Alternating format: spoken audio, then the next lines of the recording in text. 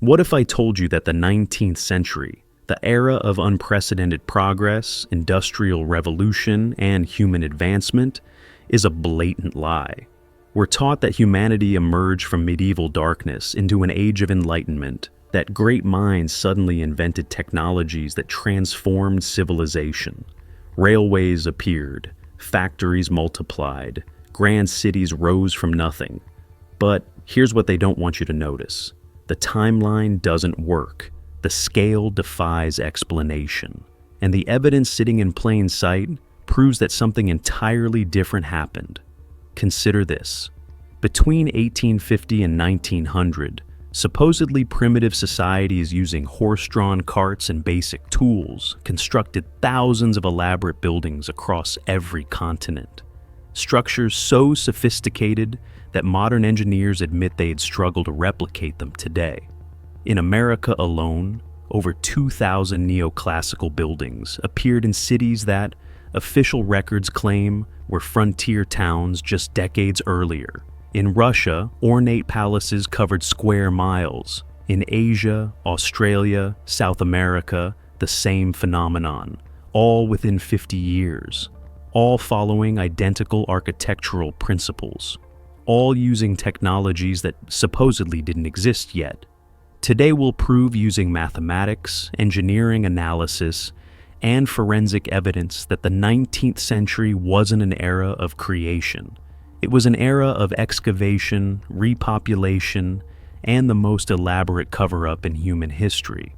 Let's begin with what you can see with your own eyes. Search for photographs of American cities from the 1860s and 1870s. Look closely at these images. I mean, really look. You'll see something impossible. Massive stone buildings, 6 and 7 stories tall, covering entire city blocks. But the streets are empty. Dirt roads, no infrastructure. Perhaps a single muddy pathway. Buildings that would take a modern construction crew 5 years to complete, supposedly erected in wilderness within months. Notice the architectural detail. Hand-carved stonework covering every surface, ornamental columns, elaborate cornices. Each building represents millions of precision cuts. Now, look at what's missing. Construction equipment, scaffolding, quarries, worker housing, supply infrastructure. Pay attention to the background of these photographs. Behind these architectural marvels, you'll often see primitive wooden structures, tents, unpaved wasteland. It's as if someone placed completed buildings into an empty landscape. The photographs from the 1880s show the same impossibility across different continents.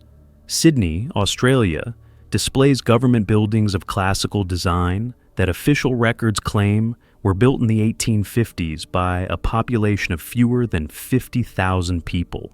Photographs from the 1870s Buenos Aires show miles of uniform neoclassical structures along wide boulevards, in a city that supposedly had no skilled stonemasons.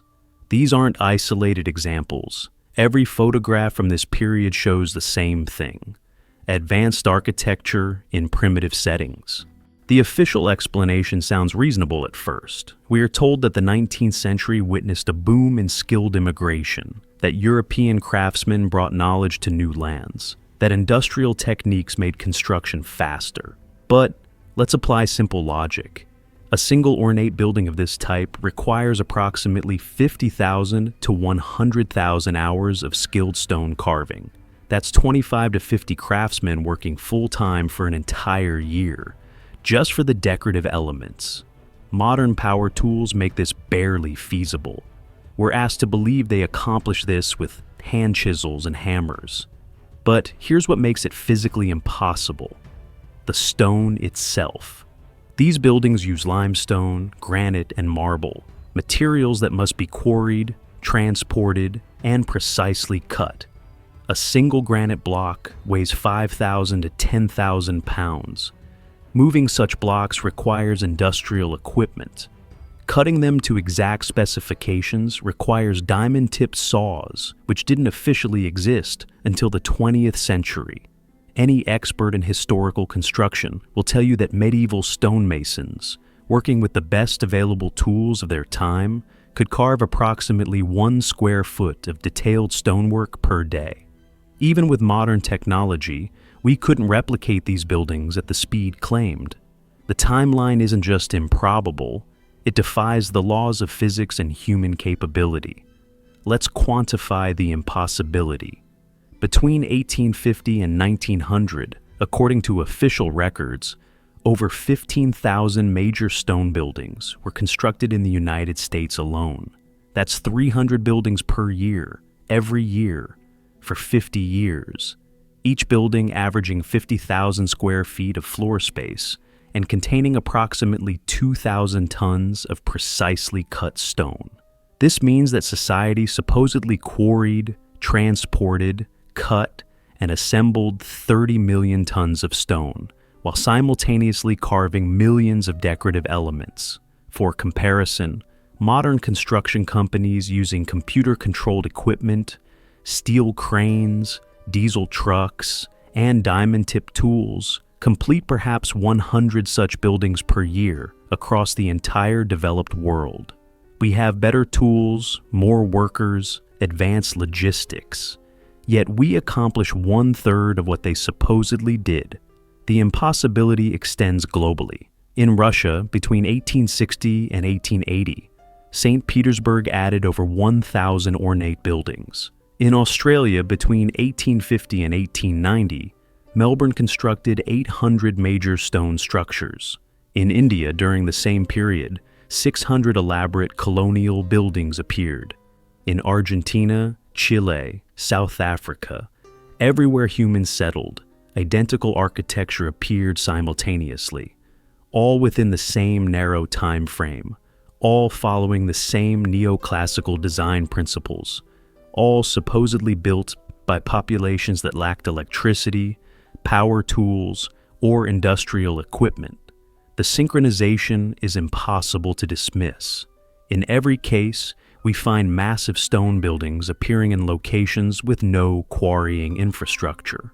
In every case, we find architectural sophistication that supposedly primitive populations couldn't possess. In every case, we find construction timelines that violate basic physics. These aren't 3 coincidences. These are 3 impossibilities that appear together consistently. Probability analysis is devastating to the official narrative. The chance that one city could accomplish this feat is vanishingly small. The chance that hundreds of cities across 6 continents, in complete isolation from each other, could simultaneously accomplish it, mathematically impossible. This wasn't accidental. This was coordinated.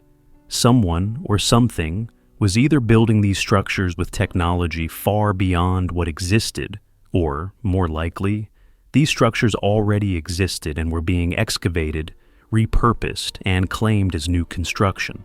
But the visual evidence is only the beginning. The real impossibility becomes clear when we examine the technical requirements. We're told the 19th century constructed these cities using steam power, horse-drawn carts, and manual labor. Let's break down what would actually be required. Requirement 1: precision stone cutting.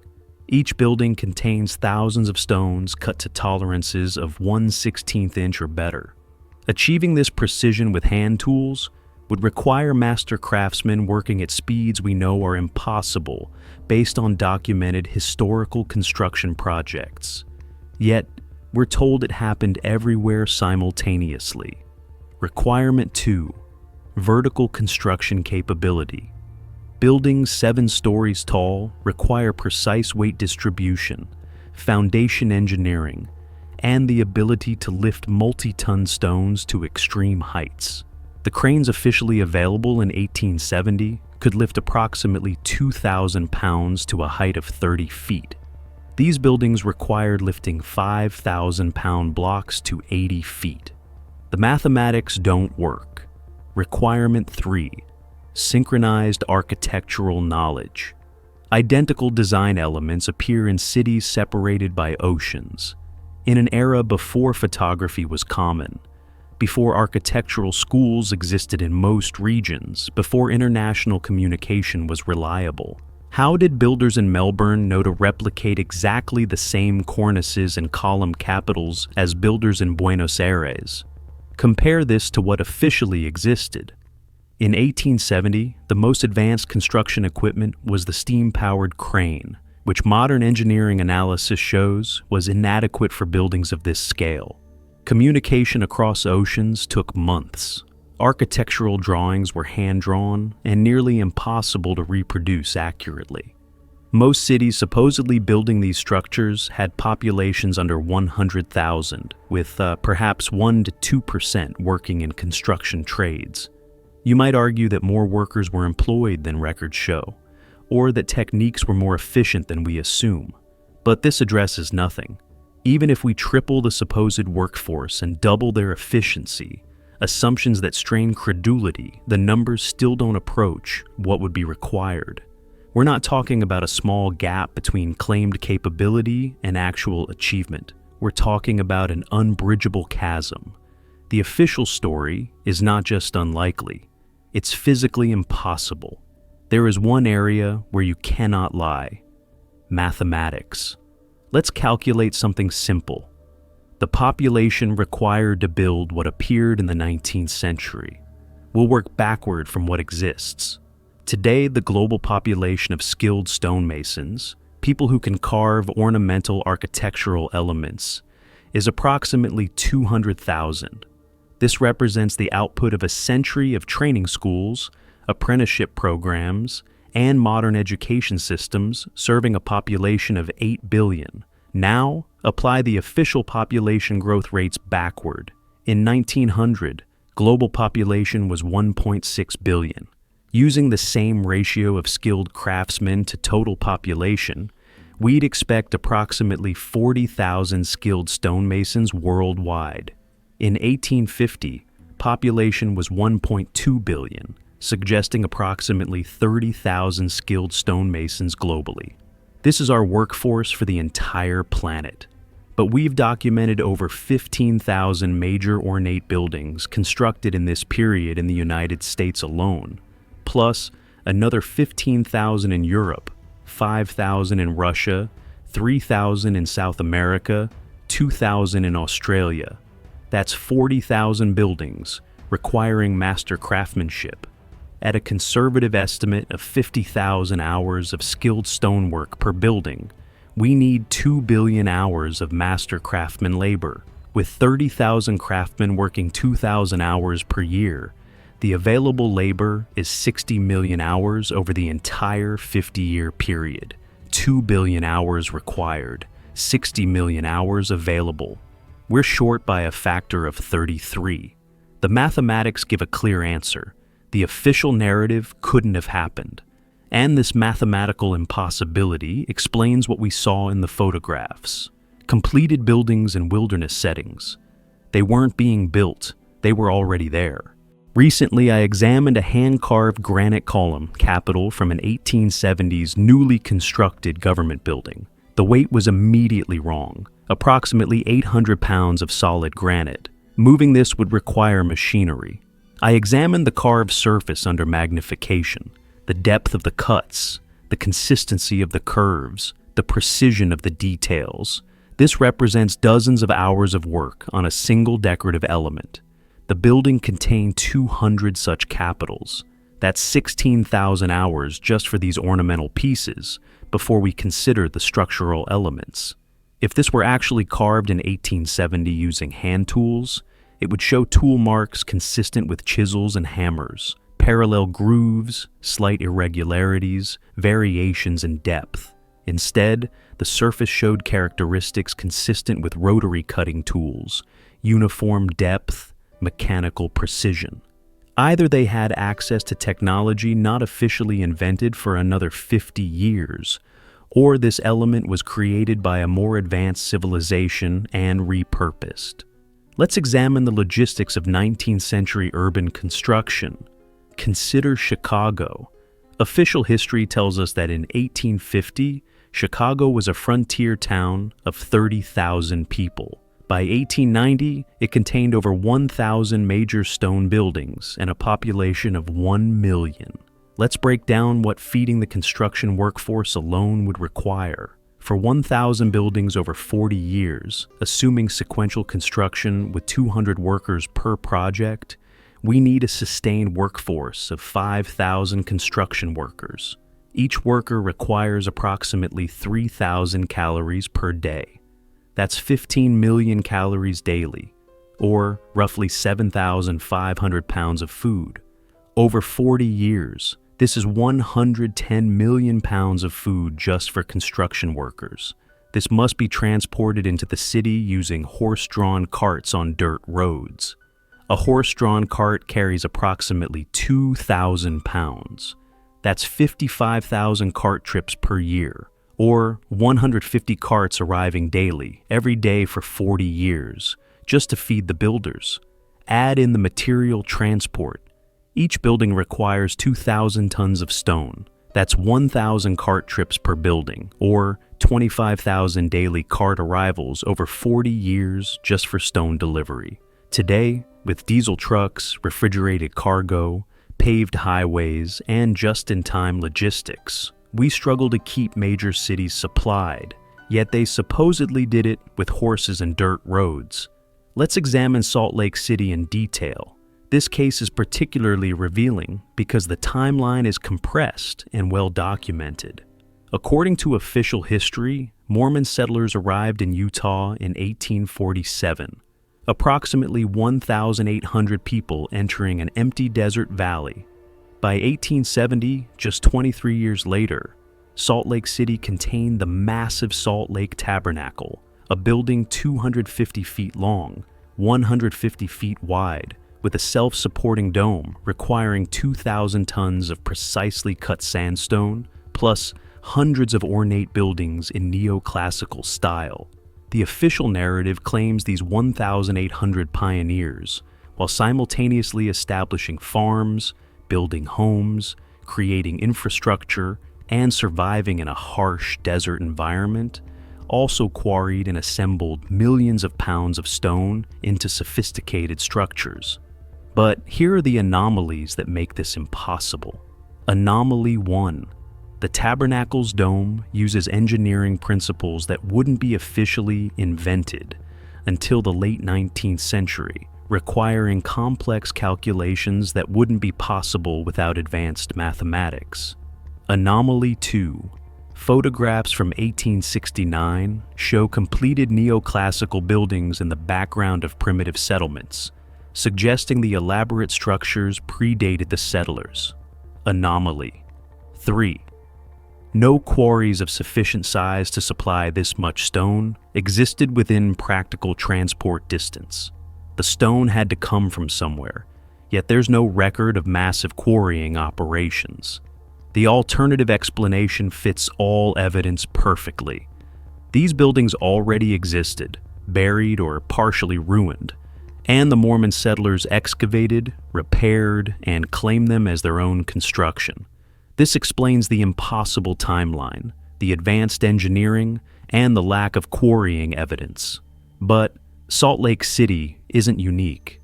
Thousands of miles away, in a completely different culture and environment, we find the exact same phenomenon. In Melbourne, Australia, European settlement officially began in 1835 with fewer than 200 people.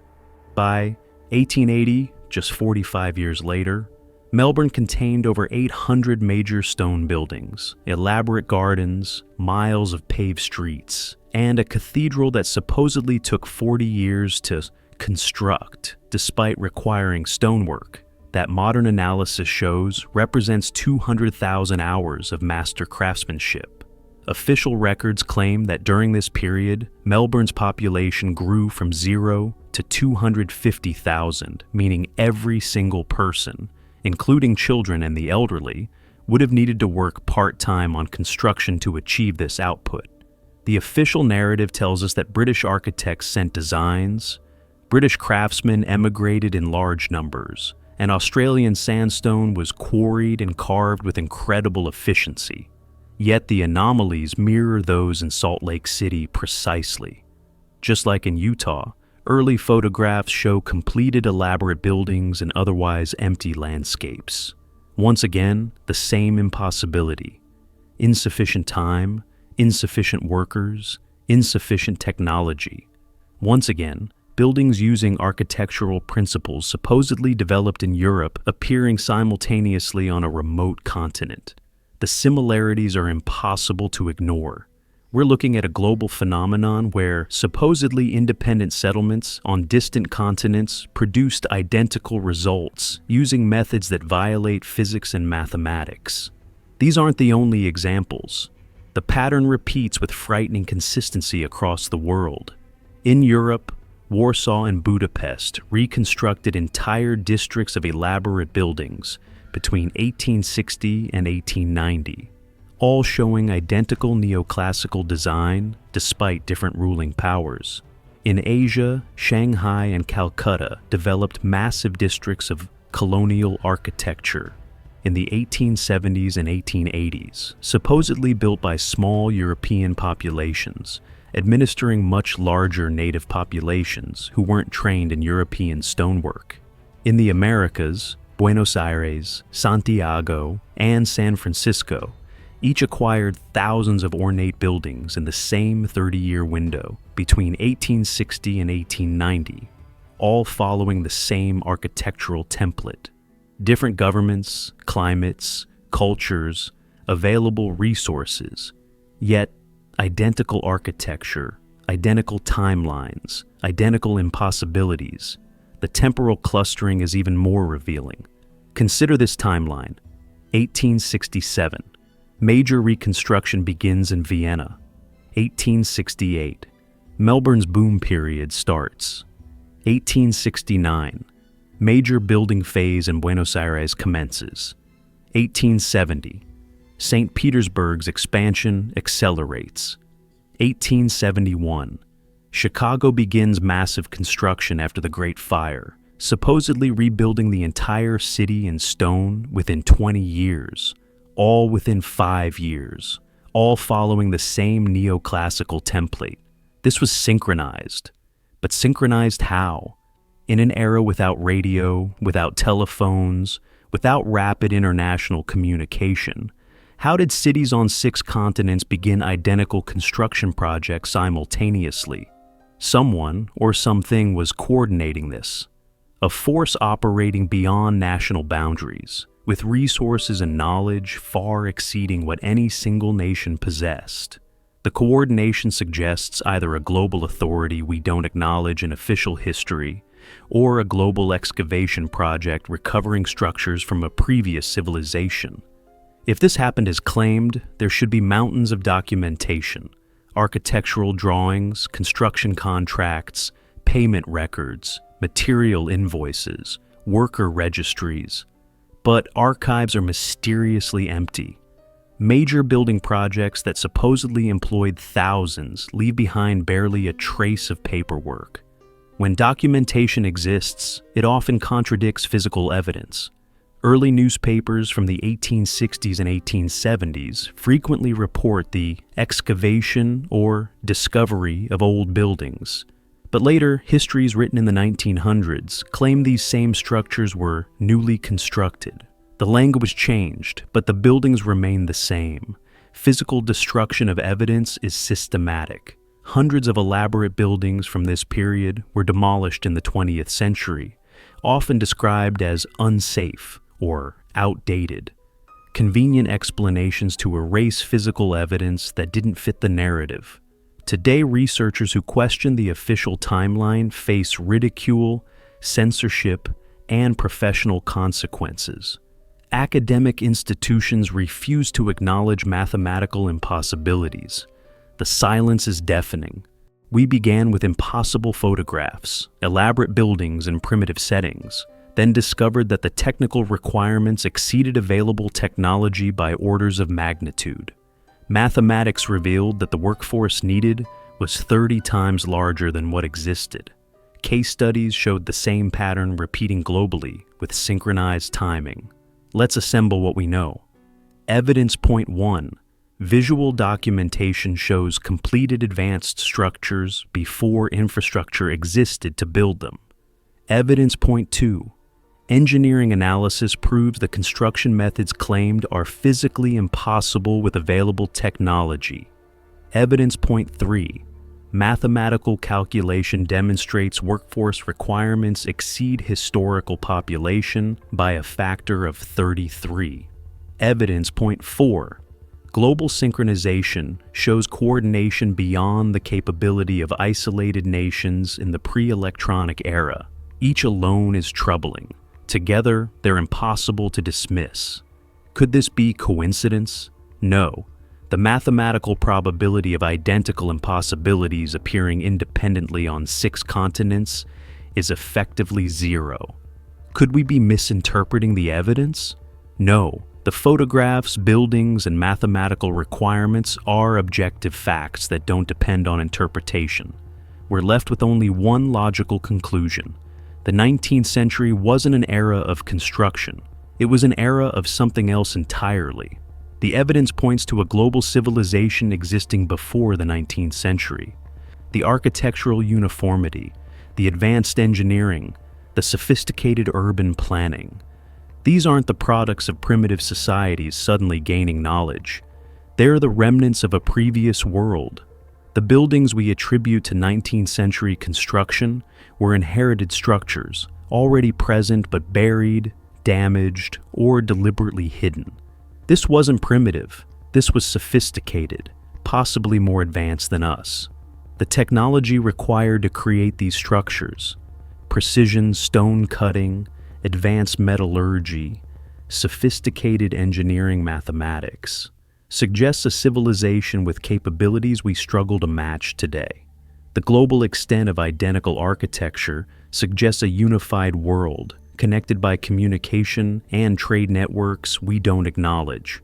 Some researchers call this Tartaria, others the Old World Civilization. The name matters less than the evidence. Humanity achieved a high level of development, then lost it. Then something happened, something catastrophic. The evidence suggests a global event between 1750 and 1850, a narrow window where our historical record becomes deliberately vague. Geological evidence shows anomalies in sediment layers from this period. Tree ring data reveals global climatic disruption in the late 18th century. Population records show inexplicable gaps and sudden declines. Some researchers point to mud flood evidence, photographs from the 1860s and 1870s showing buildings buried to their second and third stories, requiring excavation before use. Others note evidence of plasma events or geomagnetic disturbances that could explain widespread destruction. Whatever the mechanism, the result was clear. Within decades, perhaps 50 to 70% of the global population was destroyed. Cities were buried under mud, ash, or earth. Technologies were lost as those who understood them perished. Memory was erased as entire generations died without passing on knowledge. In the aftermath, survivors faced ruins of a world they barely understood, but someone was coordinating the recovery. Throughout the 19th century, we see evidence of systematic excavation, cities dug out, buildings cleaned and repurposed, technology studied and simplified. This wasn't random survivors rebuilding. This was organized, funded, and directed. World's fairs of the late 19th century showcase this perfectly. Elaborate temporary cities appeared for these exhibitions, supposedly built in months, then demolished. But photographs show permanent architecture, sophisticated engineering, advanced electrical systems, all attributed to temporary construction. The more logical explanation: these were exhibition spaces for recovered technology, demonstrations of what the old world possessed. After the fairs, the buildings were destroyed to maintain the narrative that such capabilities didn't exist. The 19th century wasn't progress forward. It was recovery and suppression of what came before. It was deliberate forgetting. But why hide the truth? Why construct an elaborate false history instead of acknowledging what existed? The answer is power and control.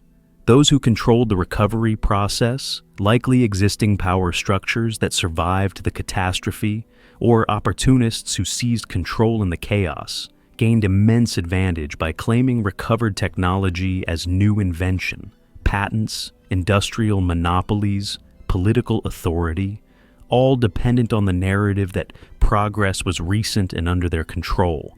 If people knew that advanced civilization already existed, that the technology being invented was merely recovered, the entire power structure would collapse. Additionally, controlling history allows control of the future. By establishing a narrative of primitive past and gradual progress, the recovery controllers position themselves as humanity's saviors and guides. People who remembered the old world, who knew the truth, became threats.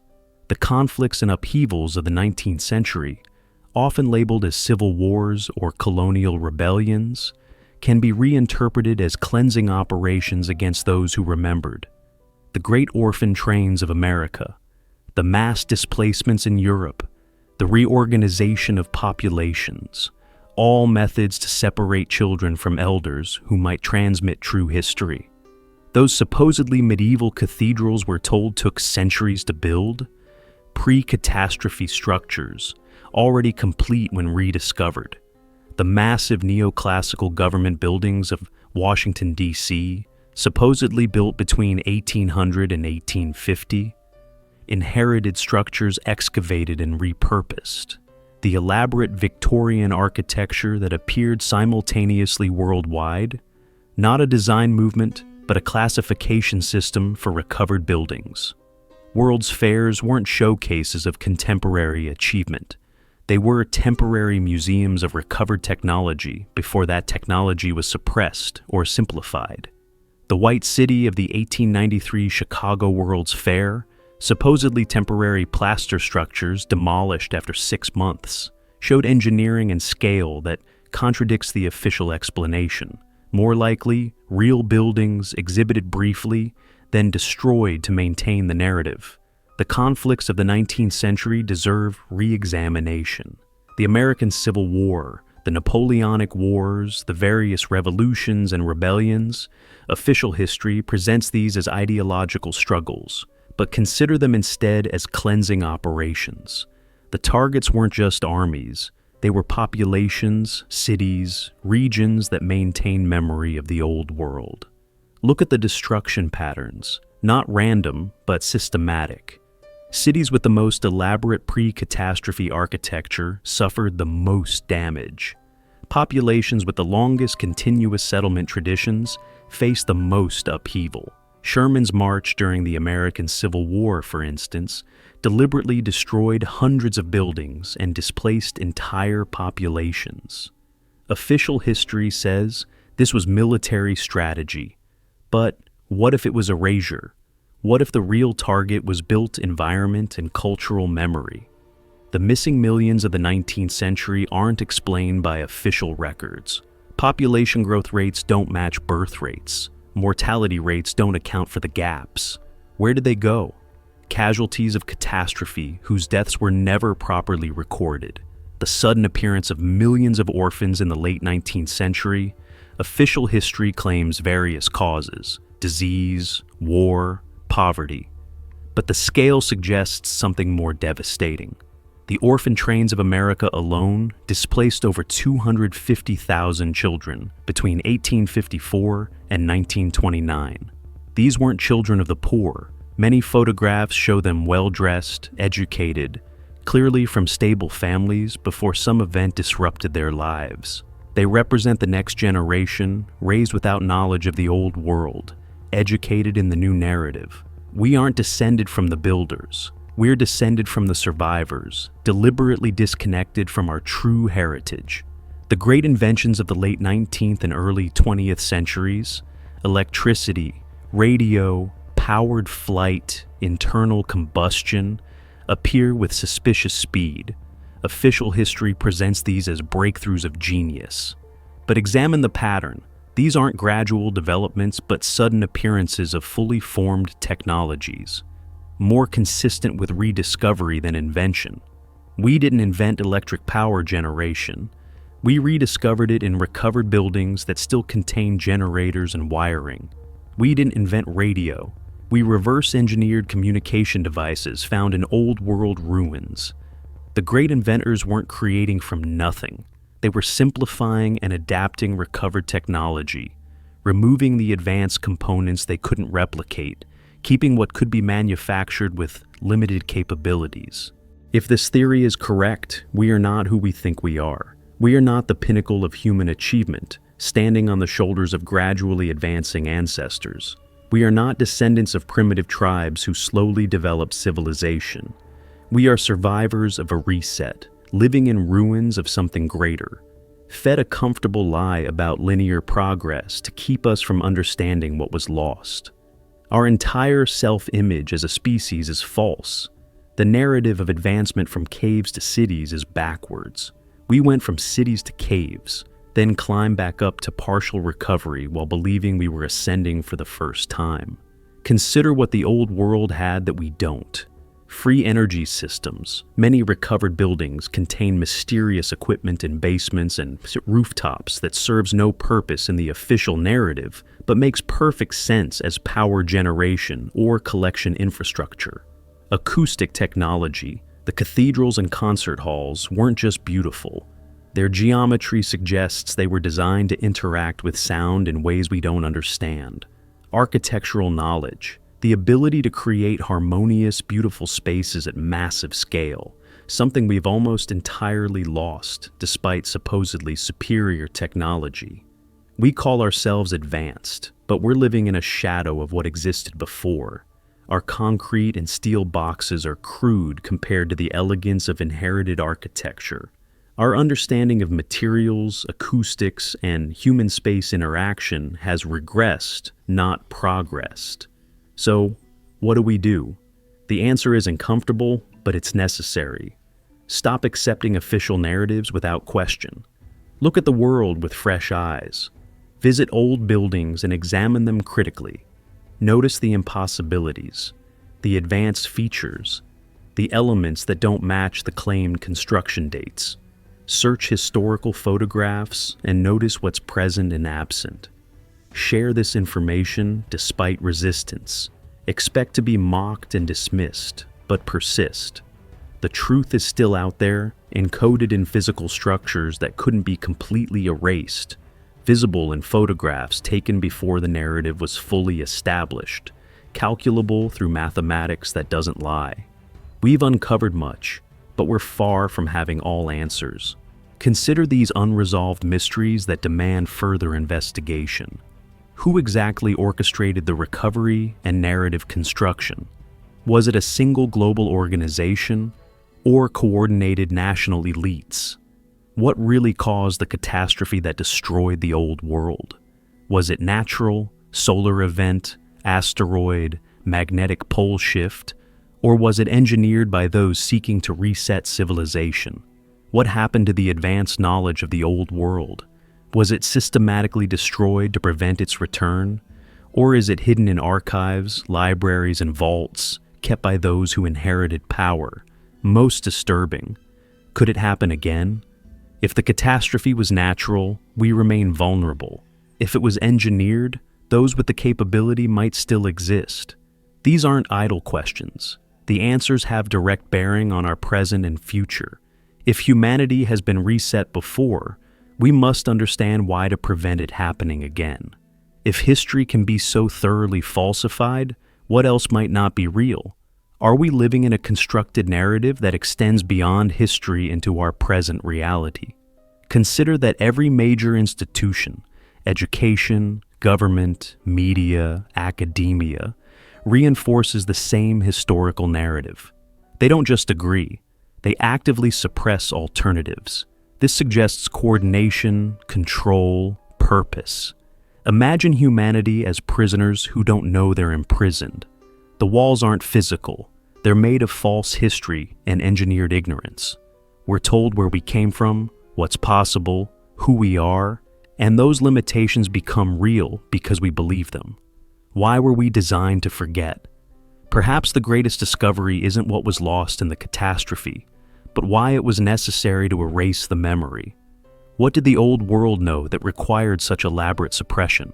If you've made it this far, you're already questioning. That doubt is what they don't want you to have. The official narrative depends on acceptance, on people not looking too closely at the impossibilities. Your willingness to consider alternatives threatens the entire structure. Look at old photographs yourself, not casually, but with critical eyes. Visit museums and examine artifacts, touch them if allowed, study their construction, walk through inherited architecture, and ask yourself if the official construction dates make sense. Examine engineering requirements and compare them to documented historical capabilities. Ask questions historians can't answer. Where are the quarries, the worker housing, the supply infrastructure? Research parallel topics: mud floods, world's fairs, population anomalies, orphan trains, architectural history. This isn't easy. The resistance will be strong, but the truth doesn't need everyone to believe it. It only needs enough people asking questions to crack the narrative. We stand at a crossroads. We can accept comfortable lies, that we're the pinnacle of progress, that history is settled, that questioning brings only trouble. Or we can pursue uncomfortable truth, that we've been deliberately disconnected from our real past, that our potential has been artificially limited, that recovering what was lost could transform everything. Imagine a world where humanity remembers its true past, where we reclaim stolen knowledge instead of repeatedly rediscovering fragments, where we understand our real capabilities instead of accepting imposed limitations. That world is possible, but only if enough people choose truth over comfort. The old world isn't gone. It's buried beneath our feet, hidden in plain sight in the buildings we walk past daily. Encoded in photographs they hoped we wouldn't examine too closely. They tried to erase it. They didn't succeed. The evidence remains. The truth is still here, waiting for those willing to see it.